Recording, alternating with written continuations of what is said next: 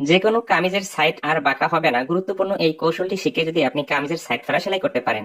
আমরা সাইডে সেলাই মার্জিনের যতটুকু কাপড় নিয়ে বডির সাইডে সেলাই দিয়েছি, ঠিক সেম ভাবে নিচেও ততটুকু মার্জিন রেখে বডির এই সেলাইটির সাথে নিচের এই মার্জিনটির সাথে এই মার্জিনটি সোজা করে মিলিয়ে দিতে হবে। এরপর যে কাজটি করতে হবে, সাইড ফেরা সেলাইটি যেখানে এনে শেষ করেছি সেখান থেকে এই মার্জিন অনুযায়ী বরাবর খুবই পাতলা করে একটি সেলাই দিতে হবে, যেন টান দিলে খুব সহজে খুলে যায়। এরপরে কাপড়টিকে দুই দিকে ভাঁজ করে একটি সাইড মুড়িয়ে নিয়ে বরাবর এইভাবে সেলাই দিতে হবে। নর্মালি এখন যেভাবে কামিজের সাইড ফেরা দুইটি ভাঁজ করে সেলাই দিই, সেইভাবে এই সেলাইটি দিতে হবে। এখানে আসলে ঘুরিয়ে নিতে হবে, আবার বরাবর এখানে সেলাইটি দিতে হবে। এই নিয়মে যদি আপনি একটি কামিজের সাইড ফেরা সেলাই করতে পারেন, কখনো কামিজের সাইড বাঁকা হবে না এবং কণাগুলো ঝুলে পড়বে না। এরপরে মাঝখানে যে সেলাইটি দিয়ে নিয়েছি সেই সেলাইটি টেনে টেনে খুলে নিতে হবে। এরপরে কামিজের সাইডের এই মাথা দিয়ে দেখুন বরাবর একটি সেলাই দিতে হবে। আশা করি একটি কামিজের সাইড ফাড়ে কিভাবে সঠিক নিয়মে সেলাই করতে হবে এই ভিডিও থেকে আপনি শিখতে পেরেছেন। দুইটি সাইড কিন্তু একই নিয়মে আমাদেরকে সেলাই করতে হবে। এরপরে একেবারে নিচের অংশটি সেলাই করে নিতে হবে।